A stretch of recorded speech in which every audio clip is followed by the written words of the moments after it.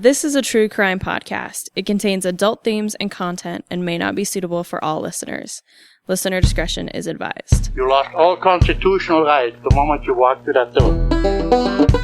When the judge sat down there, I sentenced you to 10 years at the Idaho State Penitentiary. You walked in that door, you was a number. And the inmates understood that. If you're out there, there would pass the period to be in here, just lay down and do it. Those inmates that were here in the institution during an execution, it had an impression on them that maybe was still with them to some extent. Maybe they don't think about it anymore, but it had an impression on them, I'm sure. They wouldn't let me out until I get back to stuff. 7 months later, I give it back to them. That was one of the problems we ran into. Is you had 5 or 6 guys that were sitting in a place, smoking and joking and drinking coffee. Pretty quick, they'd hatched a plan in there to get under your skin some way or try to figure a way out. Welcome back, folks, to another episode of the Behind Gray Walls podcast, a podcast about the old Idaho State Penitentiary and the men and women who lived and worked here. My name's Anthony, and I'm here in the trenches with Sam. Hi, everybody.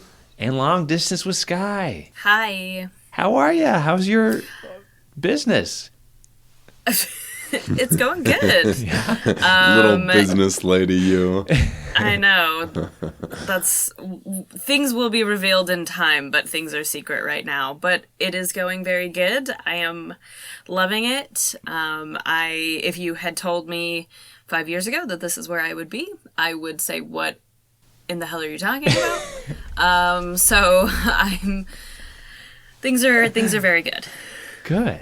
How's your... Mostly I was worried about your injury. Yes, it's good. I was telling Sam, I am not in any devices. I don't have any walking aids. I'm just... Doing somersaults? I couldn't do those before all this happened. Not quite, but I've got about 5 weeks left of physical therapy. I've worked it a little hard, given what I've been doing, because I was out for 6 weeks. It feels good to finally be pulling my weight at the office these days, and so I've maybe pushed it a little harder than I should have, but on the weekends I can just do nothing but veg, so I'm not mad about that. Good. Yeah. Yeah. And I don't think we've chatted since you guys had your Halloween events. Tell me about how it went. It went great. I think the atmosphere was so awesome. And Our volunteers were amazing. The scare actors were amazing. We had Brian Troyer, who was a guest on the pod recently. He was back and as spooky as ever. It was amazing. The weather was so nice. Oh, it was perfect. We couldn't have asked for anything better. I think we're kind of getting into our groove as a young staff together. And we all just left wow, I usually am half past dead right now. How am I feeling like we should go to an after party after all of this work? Cool. Yeah, felt great. I'm so glad. Yeah. The 2 haunted houses were amazing, too. Yeah. Of course. They were very spooky. If JC and Sam had anything to do with it, of course. Oh, yeah. We added a lot of new stuff this year, Sure. which was really fun because I felt like for people who'd come the previous year, it'd been mixed up quite a bit. And hopefully next year there'll be even more new stuff to make it that much more of an experience. Yeah. To any visitors who came, thank you so much. We really appreciate you coming out and supporting it and having a good time. And if any of you saw the giant figures kind of looming everywhere, especially in Four House and in the Haunted Infirmary, that is all special thanks to Sam. He is a mask maker, a scarecrow maker, an amazing creator for everything spooky. So. Well, and of course, Eric and Mariah spent a lot of hours up there with me, too, and JC leading the way. I never thought I'd spend so much time in Four House. It was a truly unique experience. Very cool. We're glad with how it turned out. It was awesome to see it come together the way it did. Yeah. Good, Yeah. I'm so How was glad. your Halloween, Skye? Did you do anything fun? No. I think Halloween, was my first sort of full week back at work. Oh. And I work a Sunday through Thursday schedule because I'm in sort of the hospitality industry, and so I have to work 1 day a weekend. So I work Sunday through Thursday. So I went and got my combo COVID and flu shot, and I watched the old Dracula. And that was fun. Love Bela Lugosi. Yeah. So that was kind of, actually, I got real sleepy partway through. So I kind of watched half of it, and then I finished it the next day. But it was really interesting. Like, I know that those kind of movies are so lame to us now, but I love to see what scared people then versus what scares us now. Yeah. And how those things have changed, because what scares us now is a lot more realistic, and I don't like it. Yeah. But I'm not a horror person generally, so you guys kind of are. Well, Skye, I'm not a classic movie buff like you are, but that being said, if it has Lon Chaney or Lon Chaney Jr., Bela Lugosi, Boris Karloff, count me in. I am there. I love those movies. have you seen, this is going to be real out of the ballpark, I'll be so pleasantly surprised if you have. Have you seen or heard of Metropolis? Yeah, the silent film, right? Yes. Yeah, 1920s or 30s. Yes. So where I'm currently living, there is a branch of the American Film Institute, and this last weekend, they showed Metropolis. That's so cool. It's a restored version, because originally, when the German film came to the U.S., it was like 2.5 hours long, and they were like, Americans won't watch movies this long. They absolutely did. Birth of a Nation's literally 3 hours long, but like, okay. So they sliced it up and cut out a bunch of scenes, and this long form version, for whatever reason, has like been lost to history until like the mid 2010s, and they found a near complete copy in Buenos Aires, of all places. Wow. And so this is like one of the first, I don't know, I guess I shouldn't say one of the first, but it was a showing of this restored version, and you could tell the difference between, you know, the film that they've had forever and have multiple copies of, and the scenes that came from the Buenos Aires version, because like it was printed. I didn't fully understand why it was different, but it was, you could tell. And then it was a live orchestration score, because it's a silent movie, and the band who did it apparently is like, they've done the score for Metropolis like live in like Berlin and Amsterdam, like all these overseas places, and they like specialize in making the score for Metropolis. It was nice. So cool. It was amazing. I want to see it. Oh man, dude, it was so sick. You guys got to come out and visit. Yeah, for sure. No, we got to put something on the calendars. And you can show us the city. You could literally be a tour guide for us. Yeah, and we are keeping you listeners in suspense about where this will be, but I think perhaps come New Year's, that's what I'm putting out to you guys, and we can chat off mic what I mean by that. But I think around New Year's, I'll have some very exciting news to share. Oh, that's so cool, Skye. I love it. Yeah. But I think with that, it's been a hot minute since we've done some stories. So, Anthony, are you starting us off today? I sure can. So today I am talking about a man named James Pickett, and he is pre-number system, so he does not have a number, just a name.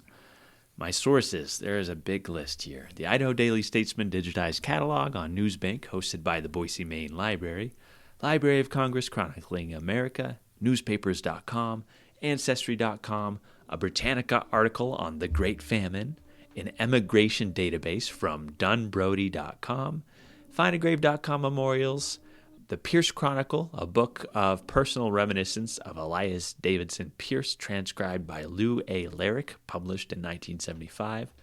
The book Frontier History Along Idaho's Clearwater River, Pioneers, Miners, and Lumberjacks by John Bradbury.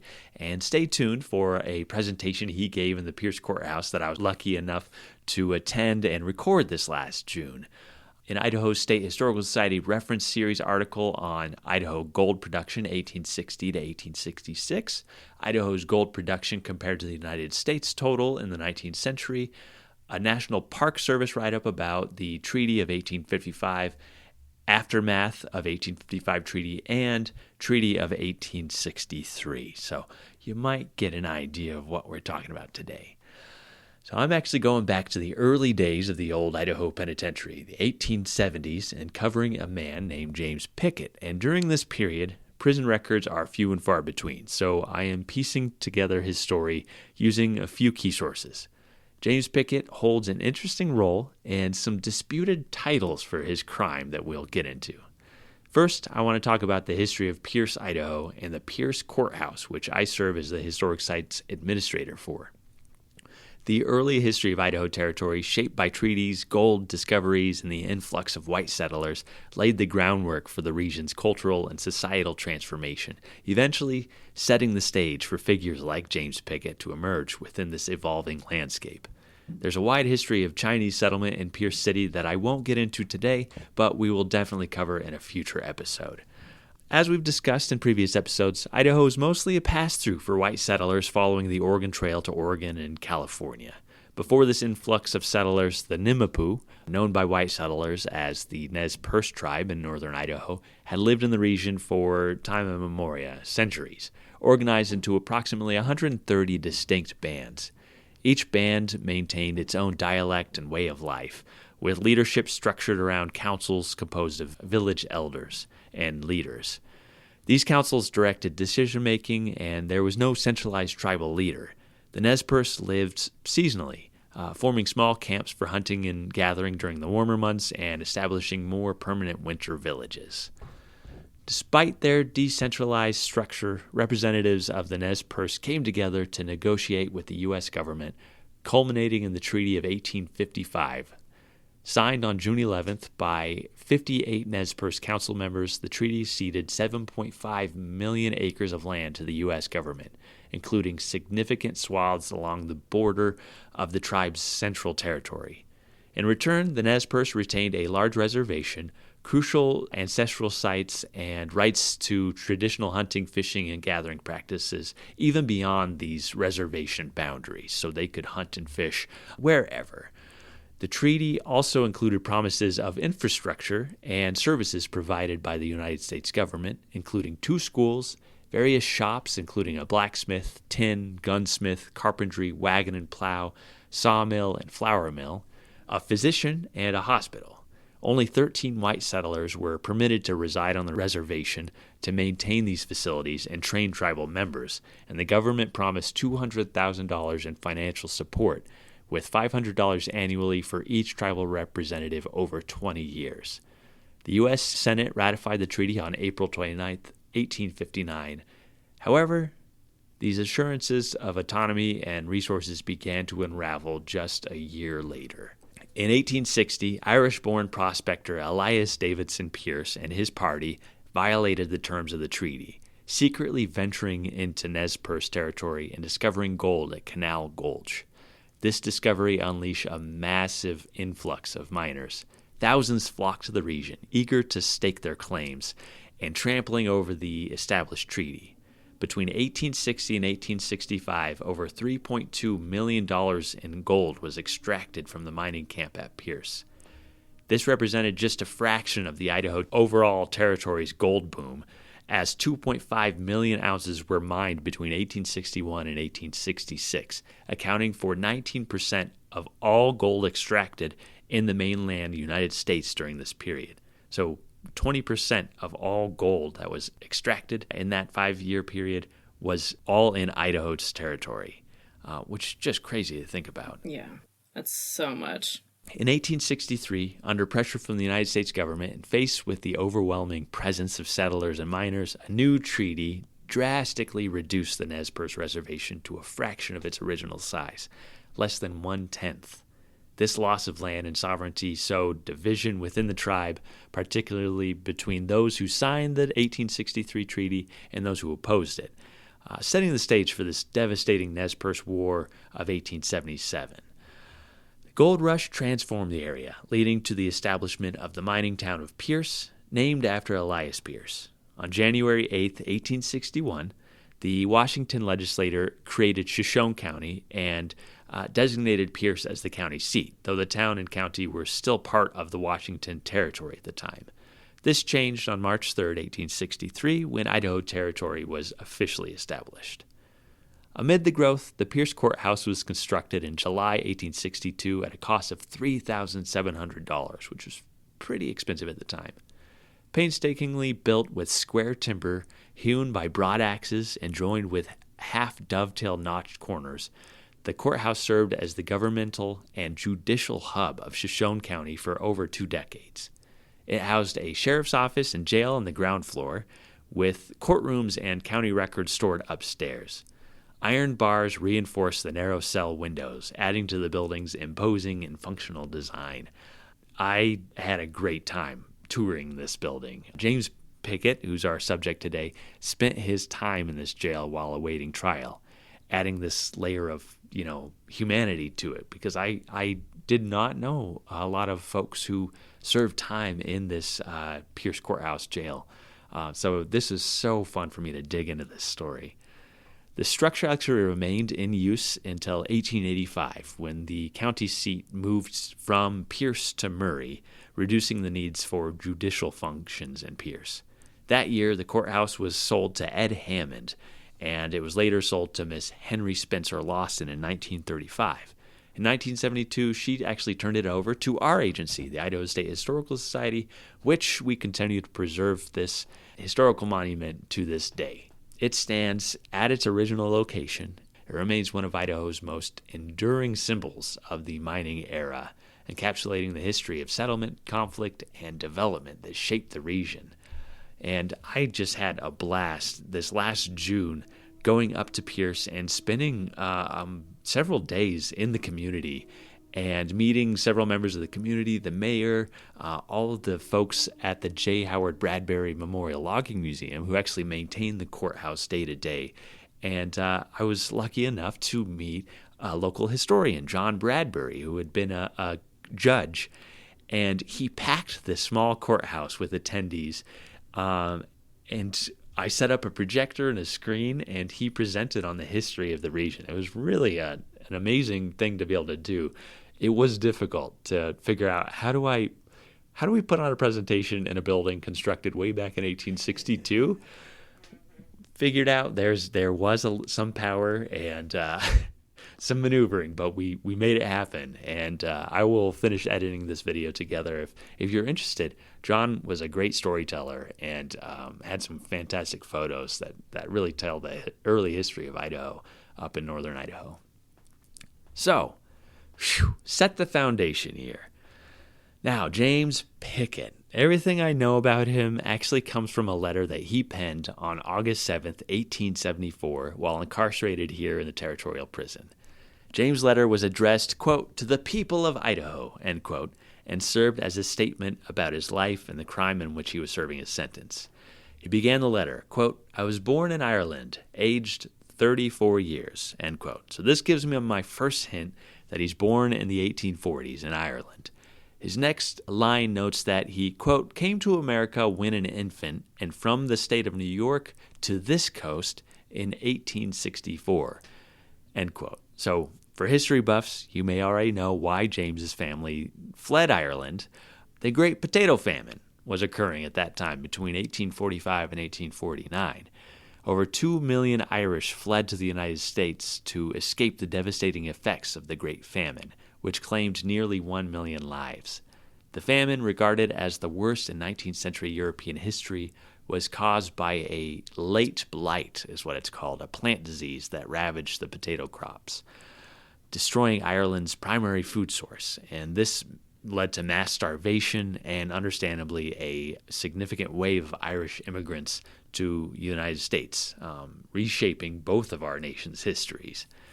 Now, where did your family come from, Skye? We are pretty English, English and Scottish. So, not Ireland, but the other UK Isles. Yeah. Are you Irish, Anthony? I'm Welsh. Yeah, Welsh and Germans. My Mormon pioneer family, they came from Wales. They were baptized into the church and then came over in the third wagon train just before the devastating last one. Did you know, Anthony, I didn't know that. I had ancestors who came in the late group. The last one? The William Martin I think they were the last ones. Oh, yeah, Yeah. the Devil's yeah. Gate tragedy. Oh, Yeah. with the winter closing in. I did it. Yeah, I did it. And so mine were like OG English converts. So I didn't know that you had like, or I'm sure we've talked about it before, and I'm sure I just have forgotten it. Oh, but man. yeah, that's cool. Yeah, that's cool. That's funny. I wonder if our ancestors ever met and Yeah. Yeah, Shared food over a campfire. talked about starting a podcast. Yeah, little did they know their ancestors would be just doing a little podcast like every other basic white dude. Yeah. It wasn't a trend back then. It was. It's true. Yeah, we were early. Trend setting then, yeah. So I had to dig. There are so many awesome databases online for immigration into the United States from all these different nations, and I found one on Ancestry.com. That was great. I got to see some primary source material, and then there was another one from Dunbrody.com, which is a famine ship experience that visitors can have in New Ross, Wexford, Ireland. They have this online digitized record search that you can do. And I found an infant named James Pickett who traveled on July 20th, 1846. And it was on a ship called the Siddon that came from Liverpool, England to New York. The journey would have lasted 40 to 90 days across the ocean. Can you guys imagine that? Oh, my gosh. No. And just with the hope that you can start a new life. Whew. With a newborn baby. Oh, yeah. So James is listed simply as infant. And if this was him, his parents' names were Lawrence and a name simply listed as the letter U, ages 28 and 26 respectively. So those were likely his parents. There's also a 20-year-old Mary Pickett and an 18-year-old Catherine Pickett, who may have been Lawrence's sisters, so James's aunts. They also arrived on that date, along with two young children who were likely James's siblings, named Mary, age 6, and William, age 2. So, life for Irish immigrants in the United States was difficult as they navigated discrimination due to language, religion, and new culture in the developing United States. James's older family members likely got jobs doing dangerous menial labor. The next line of his letter to the people of Idaho, written in his prison cell, states, quote, "Have always been a hard-working man and followed mining since I came to the coast. Have lived in this territory 6 years and prospected and worked as a day laborer during all this time until I got into the unfortunate difficulty which I am about to relate." End quote. This gives us an idea that James traveled west in 1864, possibly to Oregon, California, or Nevada, hoping to strike it big as a miner and working as a day laborer. Then, sometime around 1868, he entered the Idaho Territory and joined the Rush. I found a November 5th, 1868 Idaho Statesman reprint of the Lewiston Journal about a new strike east of Pierce on Moose Creek that may have inspired him to enter the Idaho Territory. Quote, "It is believed that this new camp will eclipse any that has been found within the last 10 years and will furnish ground enough for 1,000 or more men to work. This camp will exceed Florence and equal California in 49. Nearly all from Pierce City and whereabouts have gone there, and parties and pack trains are daily leaving here for there." End quote. On July 9th, 1869, just a few months later, the Owyhee Semi-Weekly Tidal Wave reported that it was a bust. Quote, "The Moose Creek mines have proven a failure. Miners are coming back every few days, and all the reports are unfavorable. There has been a very few paying claims, but the ground is limited and water scarce. There were at one time 400 men at the camp, but there are not over 50 now, and won't be over 30 after this month." End quote. So, like the case of so many other little mining claims, and despite all these reports, thousands still flocked because they wanted to find their fortune. And this may or may not have been what led James into the Idaho Territory up in northern Idaho at this time. Visitors can note that this was just after the opening of the Idaho Territorial Prison here in Boise, when the first prisoners arrived at the site from the original Idaho Territorial Prison in Idaho City on March 21st, 1872. James's trouble occurred on August 26, 1872. According to his account, quote, "In the fall of 1872, I prepared my tools, laid in a quantity of grub, and with Jack Greer to pack my effects, started from Pierce City, Shoshone County, to prospect Gold Creek, 20 miles distant," end quote. So Gold Creek, as the crow flies, is about 20 miles northeast of Pierce. Greer was likely the ferryman who the unincorporated town of Greer, Idaho, is named after, and he ran a ferry across the Clearwater River. Listeners are interested, go check out the Pierce Courthouse. You'll likely cross the Clearwater and pass through Greer, which is this tiny little strip. It was pretty interesting. I clearly remember when I was researching this, passing that little tiny town. So, continuing with James's write-up about the fateful August day, quote, "We started about 12 o'clock and went as far as Quartz Creek, 5 miles. Jack Greer had a squaw who rode a horse. A good many Indians had been in Pierce City that day, drinking and carousing. About 11 o'clock at night, Indian Jack and his squaw and Indian Jim came from Pierce City to our camp and camped nearby. In the morning, after breakfast, Jack Greer and Indian Jim started to hunt the horses. I laid down and went to sleep. Had not laid long before I waked up and found Captain Jack and the squaws packing up their things, and with them they had packed up the most of my things," end quote. So James is saying alcohol was a major factor as he slept through the night, and while the others were hunting down all the horses who must have been free to roam the camp that evening, he decided to sleep some more, and when he woke up, Indian Jack and others were packing up camp, and with it, most of his belongings. Quote, "I insisted that they should not take my things. We had given the Indians some food to eat, but they had liquor with them, and were drunk enough to be saucy and quarrelsome. In my efforts to keep them from taking my effects, we got into a difficulty, and they pitched onto me and got me down. I struggled and got up very quick, but as soon as Jack saw that I was likely to get up, he caught my pick, which lay nearby, and struck me with it. I grabbed hold of the pick, and each endeavored to get the pick from the other. The pick was newly laid and sharp-pointed. Both had hold of the handle, and I the nearest to the end, and in the struggle to get possession, each tried to hurt the other with the points of the pick," end quote. So here James is saying that he was tackled by the group, and he tried to stop them from stealing his things. And when Indian Jack noticed that James was going to jump to his feet and likely retaliate, he picked up the newly sharpened pick and swung it at James. James caught the pick, and the two men struggled back and forth, attempting to basically stab each other with the end of it. And by pick, you mean pickaxe, right? A pickaxe, exactly. Yeah. During the struggle, an unintentional victim was struck. Quote, "Jack's squaw interfered to help him, and in the struggle, she got the point of the pick in her side. Under the arm, while her arms were extended, as near as I can understand our position," end quote. So, Jack's wife or partner approached to stop them, probably thinking like they're not going to strike a woman, and bam, this pick goes into her side, under her armpit, into her body.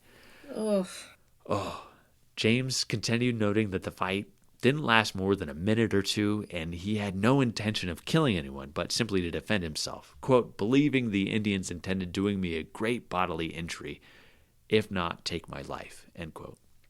James continued in his letter to the people of Idaho that he had never associated with Indians, didn't drink, and immediately turned himself into authorities in Shoshone County at the Pierce Courthouse. Here, he was locked up in the jail in the lower level of the Pierce Courthouse. James thought for sure he would be tried in the Idaho Territorial Court. According to the Oregonian newspaper, the citizens of Pierce petitioned for a special term of court to be held in as soon as possible because, quote, "they say it will bankrupt the county to keep him a year," end quote. In September, James Pickett went before Judge Dumas, whose preliminary look warranted keeping James in jail to await action of the grand jury. During the examination, it was noted that nobody testified on James' behalf, and there was no evidence that Indian Jack or his squaw had been drinking or were drunk during the altercation. Quote, "but that everything shows a cruel, cold-blooded murder to have been committed," end quote. Around the 1st of December 1872, James escaped from his jail cell. He didn't get far as he, quote, tired out before he had gone a great ways, and when the sheriff overtook him, he was glad to return to his old quarters, end quote. Now, I will say, the snow in Pierce is tremendous. Every time I've wanted to visit, I'm like, oh, I'll be up in the spring. And every time our team up there at the J. Howard Bradbury Museum would say, wait till late spring when things thaw out and you can actually make it up here. So I can imagine in December he was struggling through snow and did not get very far. Now, this may have prompted the trial to move from the Idaho Territorial government to the United States court. In May 1873, James was removed from the jail and taken to Lewiston to be tried by the federal court. Quote, to my surprise and without notice, I was taken in May 1873 to Lewiston, 100 miles distant, and tried by the United States court that month, where under the United States laws, I was not permitted to testify in my own behalf, and no one saw the affray or testified to the particulars except Indians, end quote. So the jury hearing the case spent an hour deliberating, and they declared James guilty of murder. Judge W.C. Whitson sentenced James to be hanged on July 25th, 1873. On June 9th, 1873, United States Marshal Joseph Pinkham arrived here in Boise with James Pickett and lodged him in the Idaho Territorial Penitentiary. It took them 3 days to make the journey from Lewiston to Boise, which, according to the Idaho Statesman, was considered, quote, quick time, end quote. 3 days. Oh, my gosh. Wow, you guys made it here so quick. Wow, I know. It took about six and a half hours for me to drive up there, and I was like, oh, my gosh, is this drive ever going to end? Can you imagine being in a wagon in the 1870s? Oh, man, those roads, too. I mean, I even think back to, Anthony and our ancestors doing that. Like, there's simply no way. There's simply no way. Yeah. It's a lot of miles to cover. Very soft, yeah. And in a wagon, too. Like, no air conditioning, no heat. Just a lot of balancing. Yeah, probably shackled the whole time, too. Oof. So, I found newspapers from around the country noting the case and saying things along the lines of, quote, this is the first case in which a white man had been sentenced to death for the murder of an Indian, end quote. Or, quote, the first case where a white man has been sentenced to suffer the extreme penalty of the law for the murder of a redskin, end quote. In August 1873, stories were published all around the country noting that there was a man named Henson who was hanged for the murder of a Seneca Indian in Indiana in 1824. So therefore, James Pickett wasn't the first to receive the sentence. But, it was about 50 years before a trial like this had occurred. And there were so many atrocities that had occurred in that time period. And no white settler in the West had to answer for it. Exactly. So this was kind of a fresh and new again. Yeah. There is a lot to be said about the racial terminology they're using in this case. Yeah. And that James is using to describe the case. Yeah. Yeah, I apologize. Like, I'm using the language of that time, like squaw. That's, not something that I say. Not representative of us or the Idaho State government. Exactly, the Idaho State Historical Society. Yes, this is just the language of that time and that otherness that was just so apart and ingrained and immersed in that culture. It's jarring to hear it nowadays, though. Is. Yeah, and the name Indian Jack, like, that is not his name, but that's the only name that I get of him from newspapers, which is like, and then for the victim herself to be nameless throughout this whole thing, I still don't know her name, and that's crazy. It's just a testament to that time, for sure. Yeah. And so James, of course, after all of this, he immediately begins requesting a new trial. And he actually sends a letter to the President of the United States. President Ulysses S. Grant's Attorney General, George Williams, actually sends a letter back refusing to recommend his pardon. On July 24th, a day before his scheduled hanging, James was interviewed by Idaho Statesman reporters, where he explains that the murder was an accident And had he been able to testify and explain what had occurred, if he stood trial in territorial court, he would have been charged with manslaughter at most. Quote, "A petition has been sent to the president for a commutation of the sentence, but as yet it has not been heard from, and there is very little hope. He, James, appears calm and prepared to meet the worst if it shall come. He says he is conscious in his own mind that he is not a murderer and has not committed a crime against the laws of his country. The blow which the squaw got from the pick was not an intentional one or with any design. He has no confession to make of any crime because there is none to confess in his case. He considers the thought of meeting death and waiting by the hour to do so a sad one of great responsibility, but he could bear it without a murmur if it were not for the manner of taking off. He thinks he shall bear his fate with firmness and composure. His step is slow but firm. His conversation is marked with a degree of sincerity, which carries conviction to the mind, and you cannot be impressed otherwise than with the idea that the country could well afford and ought to spare his life." End quote.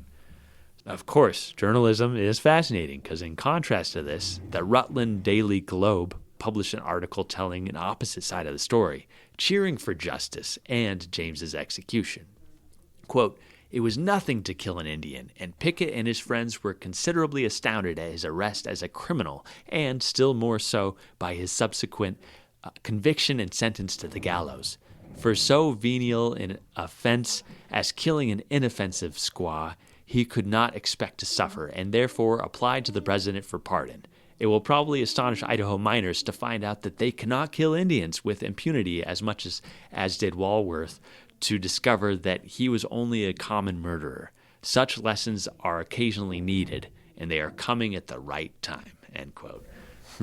So kind of a biting response of like, we need to stand up. Yeah. And oh my gosh, I went down so many rabbit holes. I have hundreds of pages of research on these different missionaries from the time and these Indian agents who are saying like, we need to define these rights that like, these native people, these tribal people have the same rights as other citizens. And, you know, they should be tried for murder the same as a white settler, and their deaths and murders should be tried with the same weight as, and vice versa. So July 25th came, and so did a letter from Idaho Territorial Governor Thomas W. Bennett. The letter stated that the execution would be postponed until August 29th, 1873, quote, "unless otherwise ordered by His Excellency, the President of the United States," end quote. So the governor actually saves James Pickett's neck at the very last minute. Now it's up to the president or the courts of the United States to decide his fate. On August 15th, 1873, a letter arrived for United States Marshal Pinkham from the Department of Justice saying, quote, "Sir, the application for executive clemency in the case of James Pickett has been rejected by the president. Very respectfully, George H. Williams," end quote. Yeah, unfortunately for him, I think Ulysses S. Grant is a little busy doing some other things. I think a little bit, yeah. There's a lot going on. Yeah. So his August 29th execution date held. Once again, at the last minute, Judge Allinson Smith sued a writ of error, which meant that the case would be taken up by the Idaho Territorial Supreme Court. The court was scheduled to meet in January 1874, giving James several months to get a case together. So Pickett's appeal, heard by the Idaho Supreme Court in early 1874, was not a denial of his actions, but a challenge to the system that had condemned him. His defense raised two critical questions. Was the court that convicted him even legitimate? And should federal law apply to a crime committed in what was then Indian country, the reservation land? The first point of contention was jurisdiction, a real question we still have today in regards to reservation land and what crimes should be prosecuted by the state, the federal government, or the tribal government. The indictment had been filed in the, quote, District Court of the United States of America for the First Judicial District of Idaho Territory, end quote, a title that James's lawyers argued was an invention. According to them, no such court existed. They contended that he should have been tried under territorial laws, not those of the United States. The Idaho Supreme Court, however, found his argument unconvincing. It clarified that territorial records, while distinct from federal courts, had the authority to function as both, depending on the nature of the case. The insertion of United States of America in the court's title was, they decided, nothing more than unnecessary language, a harmless procedural misstep. The second issue delved into the heart of territorial law and the complex relationship between the United States and the tribal lands. James's crime had taken place in what was considered Indian reservation land, and his defense argued that U.S. laws should not extend there.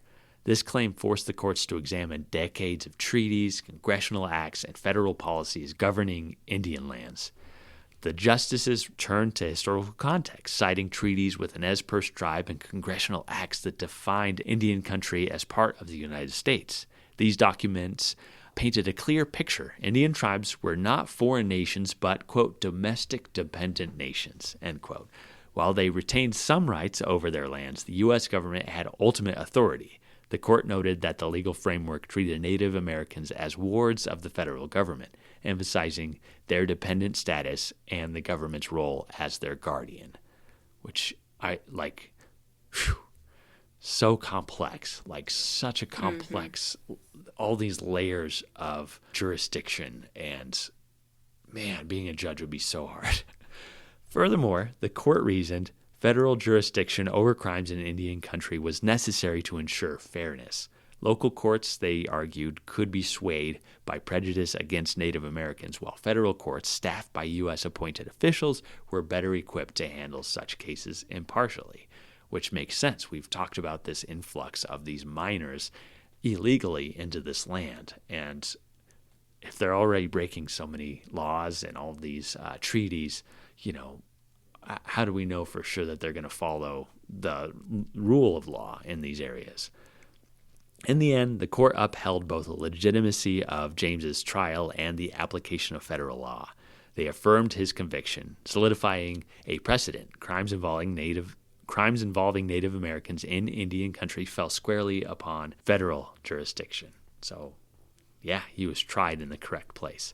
So James Pickett's case highlighted the growing pains of this young legal system navigating the complexities of federal and territorial authority while grappling with the rights of Native peoples. And for James, it sealed his fate, with the court's final decision leaving him to face the consequences of his action under the full weight of the law. Once again, James Pickett was looking at the ultimate punishment. His letter to the people of Idaho was released soon after the court affirmed his original conviction. He ended the letter noting, quote, "My counsel, as well as other eminent lawyers, are of the opinion that I am entitled to a trial before a territorial court where my own testimony will be allowed. I am anxious my case shall be fully prepared and presented to the Supreme Court of the United States for its decision, but I am without a means or relatives to help me. Under these circumstances, I appeal to a generous public to aid me in promoting my appeal. Father Mespley and other friends have proffered their aid, and while I can get along with a very moderate sum, I cannot expect the necessary labor and expenses in my case for nothing. It is more than one or two men can afford. Be assured my life is as sweet and my heart as warm as yours. Your sympathies I know I have, but your generous aid only will do me good. Such is my humble petition, and to your response I submit my necessities and will ever pray. Your most humble fellow citizen, James Pickett," end quote. This letter, it was the backbone of my research, and unfortunately, it's only his perspective. And then I get newspaper kind of opinion articles surrounding it. For 2 years, James sat in the Idaho Territorial Prison awaiting a new execution date and word from the United States court system. Before this would happen, a miracle occurred for James. In June 1877, President Rutherford B. Hayes granted James Pickett a pardon. S.S. Fenn, Idaho's delegate to Congress, returned to Boise in late June. When he arrived with the pardon, James was immediately released from the prison to society, a free man. He had spent an agonizing 5 years in the Idaho Territorial Prison, and this was likely a response to the 1877 Nez Perce War. The pardon had been supported by a number of prominent Shoshone County and Idaho citizens, including 10 of the 12 original jurors that convicted Pickett. So I was looking into, Why this sudden change? Well, the Nez Perce War of 1877 epitomizes a tragic clash between the cultures, driven by settlers' encroachment, gold rush fervor, and the government's imposition on native lands. For years, Nez Perce leaders, including Chief Joseph and Whitebird, resisted the reduction of the reservation in the face of mounting pressure from settlers and military forces. When compelled to relocate in 1877, tensions boiled over into violence after a group of Nez Perce retaliated against past wrongs, igniting a brutal campaign. The Nez Perce displayed remarkable resilience and strategy, initially defeating U.S. forces at Whitebird Creek and then embarking on an arduous journey through Idaho, Montana, and Yellowstone, seeking refuge among allies like the Crow or escape to Canada. Despite early victories, including engagements at Camas Meadows and Big Hole, they were persistently pursued by General Howard's troops and other military units. The war's turning point came near the Canadian border, where Colonel Nelson A. Miles cornered the exhausted Nez Perce. Chief Joseph, weary of conflict and suffering, surrendered with his now diminishing band, famously stating, quote, "I will fight no more forever," end quote.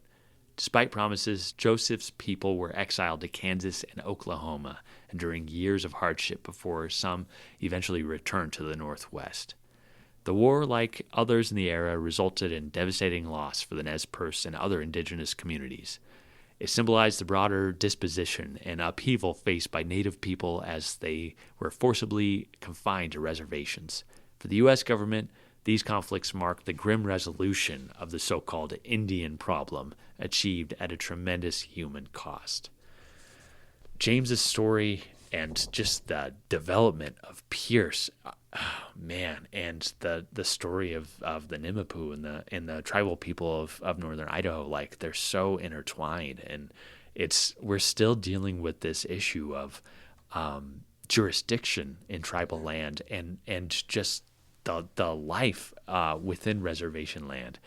As for James Pickett, after his release, I have no idea. He disappears. I scoured different newspapers and everything else I could, and I honestly don't know what happened to him. He likely continued being a day laborer and probably just kind of lived out the rest of his life under the fold. But yeah. Whew. Wow. Well, good job, Anthony. That's fascinating. Thank you, Sam. It was a lot. I went through so many rabbit holes and really struggle on how to tell this story. And unfortunately, I wish I had the other perspective. I wish I had the tribal perspective of the crime itself. I wish I had the victim's name.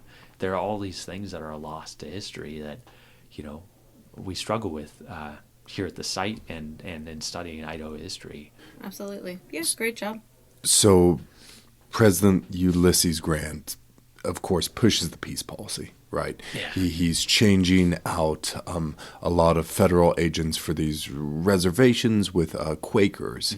Mm-hmm. This idea of trying to have a more peaceful approach.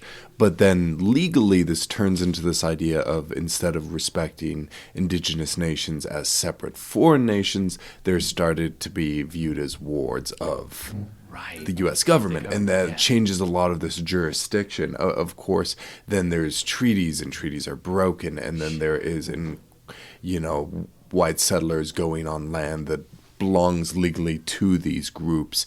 And of course, 1876, we see Custer's Last Stand, and all of a sudden this violence, which has been going on for years now, just amplifies. And the rhetoric gets very intense, and there's a lot of just racial intensity and violence, and how are we dealing with this issue of this land that is being just taken by white people for their resources. And it's a very interesting situation to see an individual who commits a crime being caught in kind of this legal battle. Because the crime aside, it speaks to these bigger growing issues and this conflicts between groups of people that are going to run into each other as there are these difficulty of Western expansion. my original intention, I just wanted to tie the Pierce Courthouse to the old pen, and then it opened up, like everything we do here, it opens up this floodgate of like history. It's not this little tiny story, that's this thing that is nationwide, having impact on how our criminal justice system works. And the Nez Perce had been such faithful allies to the United States for so long, which makes it so tough that the reservation just got cut, and the treaties were being broken, and it's just, it's so hard. It's so hard.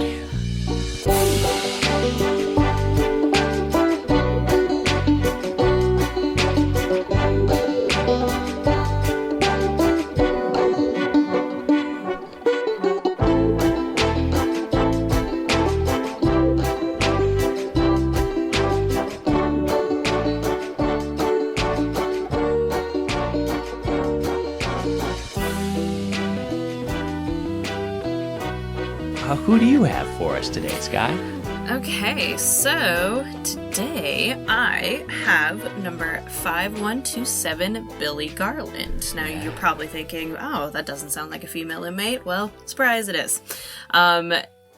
Mostly spelled Billy in most of her records. Every once in a while there is a Billie. As we'll find, it's probably not her real name anyway. So, sources for today, her inmate file, of course, from the Idaho State Archives, newspaper.com records, ancestry.com records, a short article from the Spokesman Review titled Then and Now, The National Hotel by Jesse Tinsley from spokesman.com, an article from historylink.org titled Prohibition in Washington State by Paula Becker, the Forest Service and the Civilian Conservation Corps, 1933 through 42, Region 1, which is an article from nps.gov. Another article from nps.gov, the Civilian Conservation Corps from the Historical Museum at Fort Missoula website. Like quick Wikipedia, like Works Progress Administration, just mostly to like make sure I remembered all my stuff correctly. And then some sites on livingnewdeal.org, which is a really cool resource if you're a big history nerd about like the New Deal or like the 1930s like me. You can go see where like New Deal buildings or other structures were built like around you. So I used that as well. So you probably can tell what era we are in, and it is the 1930s. Today's subject has a curious story. It's probably not a particularly long one, but it is, I wrote a somewhat interesting one, which is rude to her. It's interesting. But there are, as we see with Anthony's story, as we see so often with my stories, there are a lot of unknowns about her life. So please forgive me if the story is short and a little unclear, but I'm going to tell it, so hopefully you find it interesting. Okay, so Billy Garland was born Juanita Marie Horvat on December 11th, 1911 in Pennsylvania. Another newspaper source says Scranton, but I'm not totally sure, so I just said Pennsylvania. This is really all the more we know about her childhood. So her name is spelled like Juanita. As far as I can tell, again, being born in Pennsylvania, she does not appear or claim any Hispanic or Latina heritage. There is probably the more likely possibility is I've heard English-speaking Americans pronounce this name like Juanetta. And that was kind of common in like, and I don't know why, but I have heard it pronounced that way. So that's probably my guess. If that was the name she was born with, that's probably how it's said. I only found one document that lists her parents' names, and they're listed as Alexander Horvat and Juliana Gavale. I did some deep diving into ancestry records to try to figure out who either one or both of her parents were, but I couldn't find any records that verified either of these figures. So, based on the deep dive I did in trying to find her, it appears that there were quite a few Horvats around the central Pennsylvania area, and they seem to be mostly of Hungarian or Slavic/Central European descent.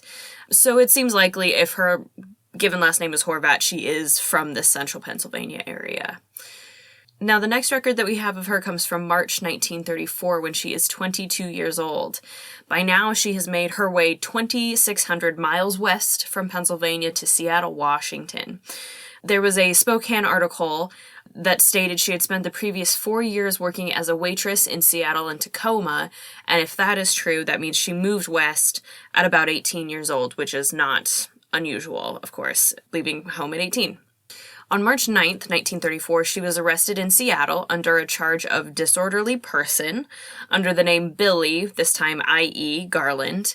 She says she was arrested for fighting with a quote-unquote girlfriend. The notes on the arrest say she, quote, stole a coat from a lady she was living with, end quote. That's disorderly person. Yes. I don't think I've seen that very often. I know. And I talk a little bit about like what it might mean. My guess is it's probably similar to disorderly conduct. Yeah. But I'm not totally sure on that. But we do have her intake form from her Washington state arrest.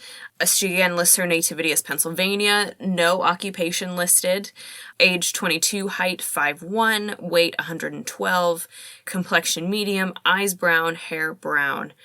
No aliases listed, and she was only given a 30-day sentence. So pretty quick, but the story of what happens comes from an article in the Seattle Star from June 11th, 1934, and the article's titled, Mayor Smith's Secret Six Raid 3 Nightclubs, Jail 10. And it tells the story of how 6 members of the Seattle police, known as the Secret Six, they raided 3 nightclubs, including one called the Black and Tan in Seattle's South End because they were selling liquor. Which is so funny. It's Black and Tan is an alcoholic drink, so it's very bold to name your place after an alcoholic drink. Bit of a giveaway. Yeah.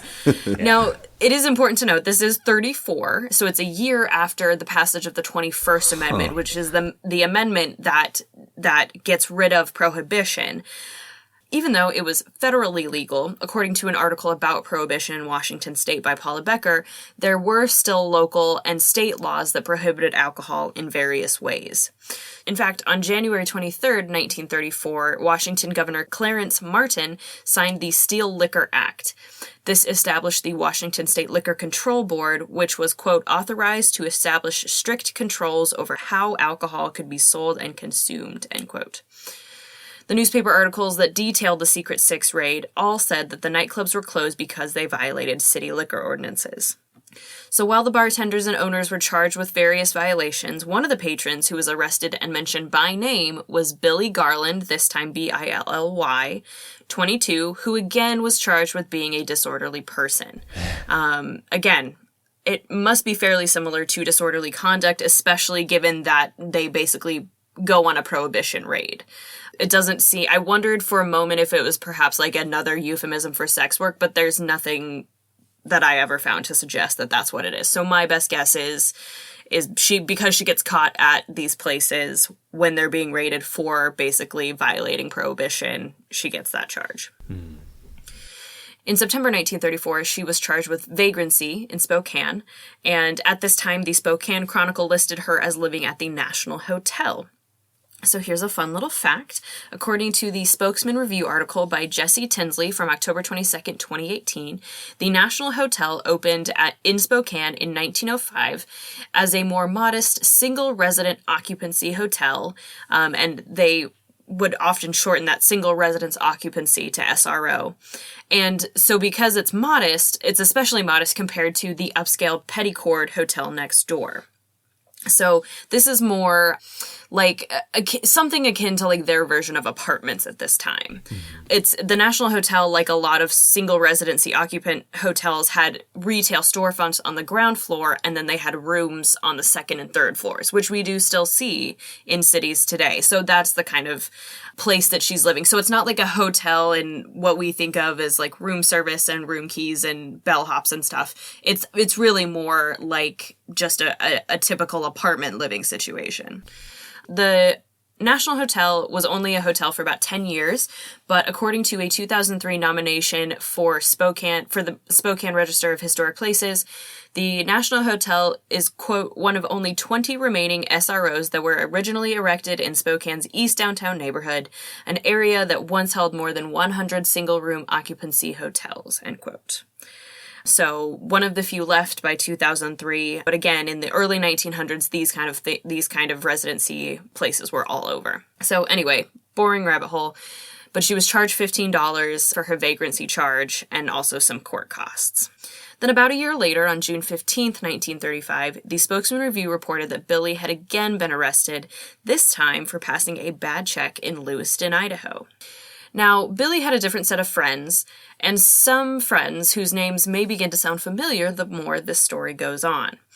On this crime, she was arrested with a man named Eddie Greer. When she was arrested with him, she was apparently using the name Mrs. Lester Lane. Now, Eddie Greer claimed that he was working for the Forest Service and told a Lewiston merchant that he had no money in the bank, but that the Forest Service check would come in soon. Now, it's not unlikely that someone of Greer's age would have been working for the Forest Service in the northern Idaho/Washington/Montana region, because again, this is the era of the New Deal, and the CCC, or the Civilian Conservation Corps, was especially active in the forest areas of the American West. Now, as we talked about before, again, the idea of the CCC is to get young men ages 18 to 25 outside and working to improve American public lands, forests, and other national parks. This allowed them to make money for themselves and for their families during the Great Depression, giving them work experience for once their time in the CCC was over. And it also helped fix up American public lands, roads, and parks to make the country a more beautiful place. So the CCC's Northwest District headquarters was in Fort Missoula, just southwest of Missoula, Montana. Authorities got in contact with headquarters at Fort Missoula, and surprise, surprise, Eddie's name does not appear on the payrolls. Now, Anthony, does the name Eddie Greer seem familiar? It does. And I'm trying to figure out why. Okay, so it is probably because... Any guesses? It does sound familiar, Skye. I will tell you, he's not, like, you didn't feature him as an inmate, but he is connected to a story that you did recently. What story have I done recently? Couldn't have been Wild William. That's too old. So... I'll tell you, if it sounds familiar, it might be because, according to the Spokesman Review article, he was suspected of being part of the Weyerhaeuser kidnapping. I was just going to say. Which you covered. The Daynard. Yep, you covered with William Daynard. Wow, Skye. Oh, man. That's awesome. So she is connected to this thing that we just talked about, right? So the Spokane Chronicle said that Eddie had once been a cellmate of Daynard at the Idaho State Penitentiary, but when authorities showed Eddie a picture of Daynard, Eddie replied, "I never saw that man before." Smart. It's true that Eddie and William served at the Idaho State Penitentiary together in 1927, Daynard, of course, for robbery, Eddie for grand larceny. But we can't confirm if they were cellmates or not, but of course it's possible. But at the very least, it's probably quite likely they had seen each other around, knew each other. And so because of her connection to Eddie, authorities also held Billy in Moscow for investigation of connection to the Weyerhaeuser case. So because she was being held under the name Mrs. Lester Lane, one newspaper said that she was arrested with a man named Lester Lane, but I never found another mention of this man in newspapers or records that ever really put Billy in contact with someone named Lester Lane. So it is possible that Eddie was using the alias, but couldn't verify that. But to be clear, if it was Eddie that was using the alias Lester Lane, as far as I've ever been able to tell, they were not married. It was probably more of a cover while they were traveling together. And in fact, authorities say that the man that was arrested with her was her pimp, which would insinuate that Billy was a sex worker. But again, that earlier disorderly persons charge seems much more connected to the prohibition than it ever did to sex work. Authorities also claim that the two forged checks in Wapata, Washington, and that the two also stole a car in Washington, taking it across the border and selling it in Lewiston. However, despite all these claims, the Department of Justice reported that, quote, no satisfactory information was obtained from prisoner, end quote. And so when they asked Billy why she passed this bad check in Lewiston, she said she had done it, quote, to get some money for my boyfriend who was sick, end quote. Authorities claim she passed 6 forged checks, but the only evidence I've found of that amount is in their own reports. It doesn't seem she was charged for that many. So her bail was set at $2,000, which was more money than she had, so she had to stay in the Nez Perce County Jail awaiting her preliminary hearing. She had to go to court in July, but her hearing is pretty uneventful. One Spokesman Review article from July 1935 described Billy as a, quote, comely young woman, end quote, which is rude. And then she was sentenced from 1 to 10 years in prison. So things did not go well for her and her comely young self, which is, but like, they're just like, she's so plain and kind of ugly is kind of what they're saying. And that's so mean. Newspapers in that era were so mean to women. Oh, they were so mean to women. Unless they were beautiful and rich. And then they were like, she came to the courtroom dressed in the finest furs and the pearls made from oysters of Oyster Bay or whatever. Like, they always get into detail if they're, like, beautiful and, you know, have this, or, like, Jenny Daly got a lot of this, right? Yeah. So, anyway, poor Billy. So, Billy Garland enters the Idaho State Penitentiary on July 1st, 1935, and here is her Idaho intake form. Age 23, nativity Pennsylvania, occupation waitress, hair brown, again, medium complexion, weight 109, build slight, color white, residence Spokane, married, no. So she was one of 6 women in the women's ward upon her entrance.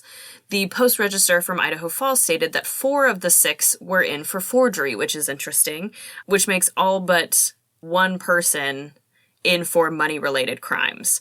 So the 6 women in for forgery were Billy, a woman named Fern Hughes, another woman named Lorraine Newell, and Delia Smith, who I covered last season. The other 2 in the prison were Lyda Southard, who I covered way back in episode 10, who is in, of course, for second-degree murder, and Angela Hopper in episode 45, who is in for embezzlement. So Lyda is the only one in prison not for a crime related to money. Well, it kind of was. That's Life true. Insurance policy. Fair enough. Her charge is not money related, but yes, absolutely. Great point. So on her Bertillon, she's got a couple of scars on her left ankle. I understand that. She's got scars on her right shin and ankle, a boil scar on her left shoulder, and a burn scar on her left arm. Boil and burn scars on her right arm as well, and 3 cut scars on her face. No idea where she gets these cut scars from. It's very clear, however, from her Bertillon that she's lived a hard knock life, if you'll forgive me for quoting the masterpiece that is the 1982 Annie. So her time in prison is so unremarkable that there's nothing but her intake form and pardon applications that even ever prove that she was in prison to begin with. Wow. In May 4th, 1936, she issued a notice that she intended to apply for pardon, and the only statement that she released with this notice was, quote, "I have served my minimum sentence flat. Will the board set my time?" End quote. And so I have in my notes, I wrote that Billy Garland is the very definition of do your own time, do your own number. And in fact, she did her own time and number so well that she was not just released from prison, she was actually pardoned. She received a full pardon from Governor C. Ben Ross on July 12, 1936. And it gives her, quote, "a full, free, and unconditional pardon and restoration to all rights of citizenship which she enjoyed before conviction," end quote. And so she served 1 year and 11 days of a 1 to 14 year sentence. Wow.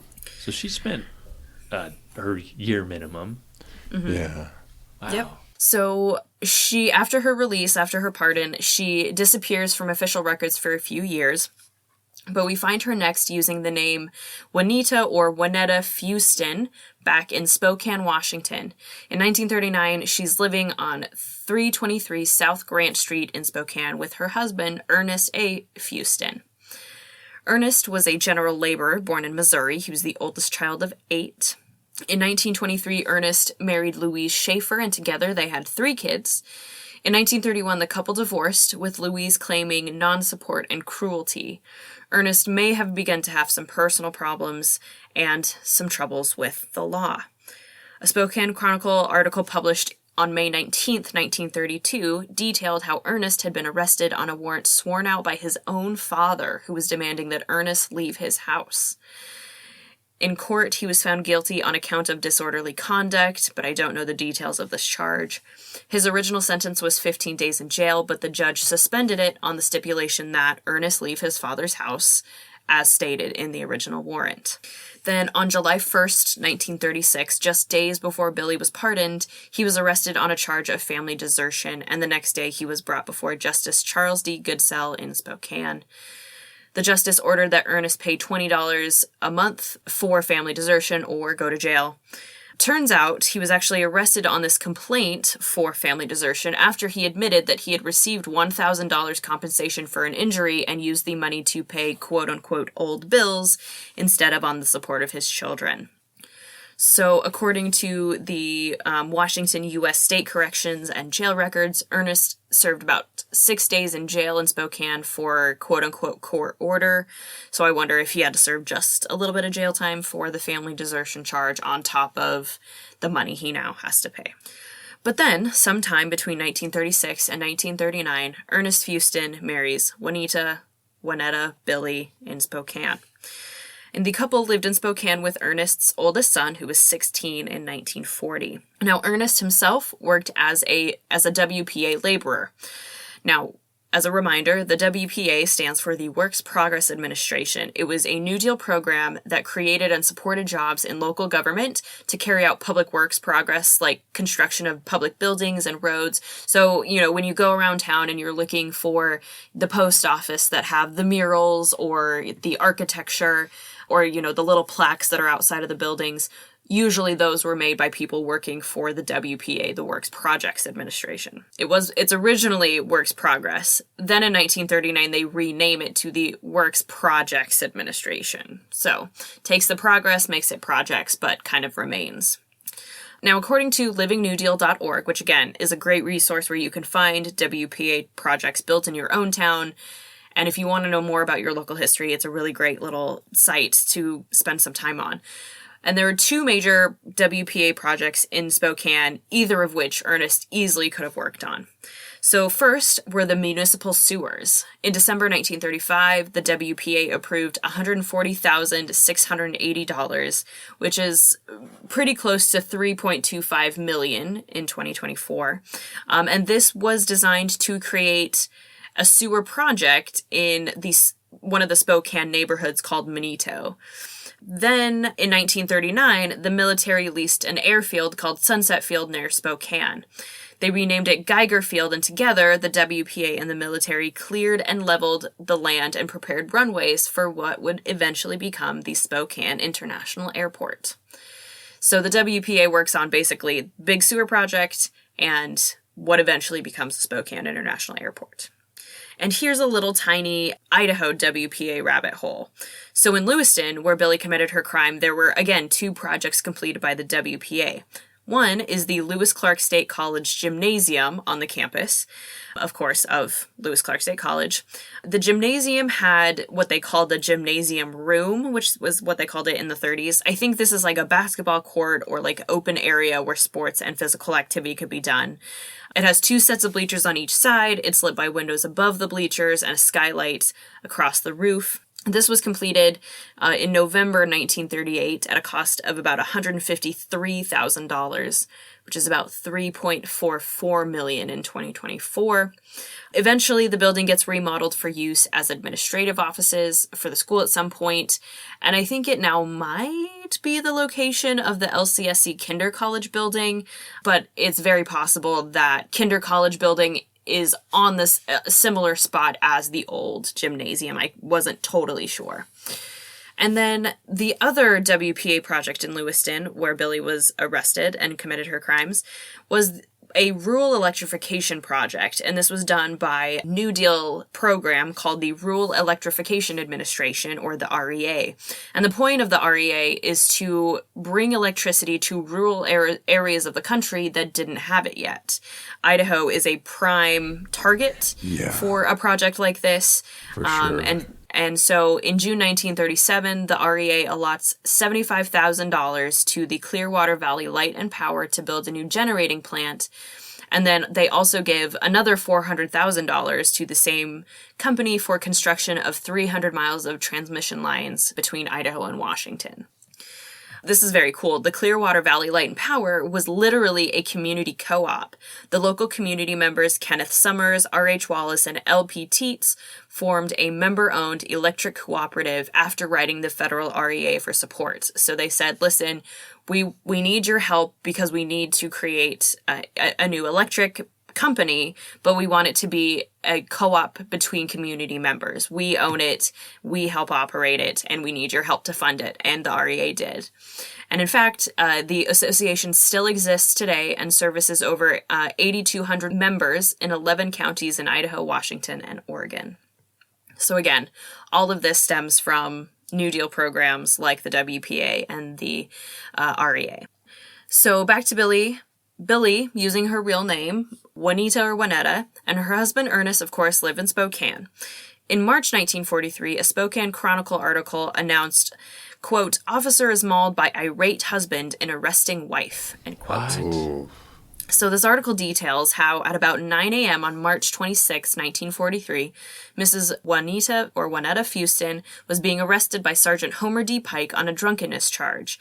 And apparently Ernest is so outraged at the treatment of his wife on this arrest that Ernest beats the crap out of Sergeant Pike, who at the end of the fight has a broken nose, cuts over his right eye, and cuts on his lips. So Ernest is arrested and jailed on charges of assault and resisting an officer. Billy was held for investigation and eventually charged with vagrancy. They both were sentenced to 30 days and each seemed to spend about 2.5 weeks in jail. It really seemed more of like a drying out period, if you will, than any sort of punishment. Then in 1947, Billy's name makes it into the newspapers again, this time when she had to come visit the hospital after being involved in a traffic accident. But unfortunately, these are all the more details I could find about the accident. In the 1950 census, Billy was living with Ernest at Ernest's parents' home in Washington. And in 1951, Ernest spent 6 months in jail on a vagrancy charge. In July 1952, Billy again ends up in the hospital after being involved in a traffic accident. This one, however, was a little more serious than her last one. She was actually hit by a car when she tried to take a shortcut across the street and walked into the path of a car. Oh, no. The Spokesman Review reported that she suffered heat cuts and possible internal injuries. But ultimately, she was okay, and for the first time in several decades, it seems like Billy just settles into her life for the next 20 years or so. She and Ernest were married for the rest of his life until he died in July 1975. And she lived in Spokane after his death until she herself passed away at the Spokane Convalescent Home from extended complications of atherosclerotic heart disease on January 17th, 1980, at the age of 68. And Billy, or Juanita/Juanetta, and Ernest are buried side by side at the Greenwood Memorial Terrace Cemetery in Spokane, Washington. And that is our number 5127, Billy Garland. Wow. So again, like not a huge crime. She, again, is the epitome of do your own time, do your own number. Yeah. Also do your own crime, do your own time. Also that, which is very interesting. And I'm glad that she goes on to have, this really quote unquote normal, whatever that meant for her life by the end. Still a tough life though. Yeah, she looks like someone you would not want to mess with when you see her mugshot. You kind of like, oh yeah, Billy fits her. She just has kind of like low-setting lids, so it almost looks like her eyes like bruised in one of them. Yeah, I remember wondering if she had been, in a fight or something. Right. Just from her mugshot. They didn't mention anything like that on her Bertillon, though, of course, it wouldn't because it wasn't permanent. Mm-hmm. But it doesn't seem like there was any major physical altercation with, like, authorities prior to. Of course, that doesn't mean there wasn't any sort of physical altercation prior to, but I never found anything like that in her file. Full pardon from the governor. That's those are always interesting, and I'm curious what about her case, if it was just she served enough time. Yeah, because a lot of times women also get kind of breaks when they almost like throw the men involved under the bus and say like, oh, I was kind of under their spell or whatever. It doesn't seem like that's the case. She kind of, like I said, goes in, takes her time, takes it on the chin and does her time. So yeah, I don't know. Good job, Skye. Yeah. Oh, thanks. Well, another one in the books. We are getting close to wrapping the season up. So it's been a kind of a funky one. Thank you to all the listeners for your patience and understanding. Absolutely. Thank you all. Getting through October feels good. We're heading into the holiday season, but we've got a couple fun episodes for you coming up. And some good stool pigeons. Yeah, some great stool pigeons. Yeah, excited to share all those with you. So, all right. Well, thank you, everybody. Do your own time. Do your own number. Bye, everybody. If you enjoyed Behind Gray Walls, please rate, review, and subscribe on your favorite podcast app so you never miss an episode. Not only do we get to hear your feedback about the show, but it helps others find us as well. If you're interested in finding out more about the podcast and to see mugshots of the inmates featured in today's episode, follow our Facebook group at Behind Gray Walls Podcast. And we have a podcast Instagram as well. You can find us on Instagram at Behind Gray Walls Pod.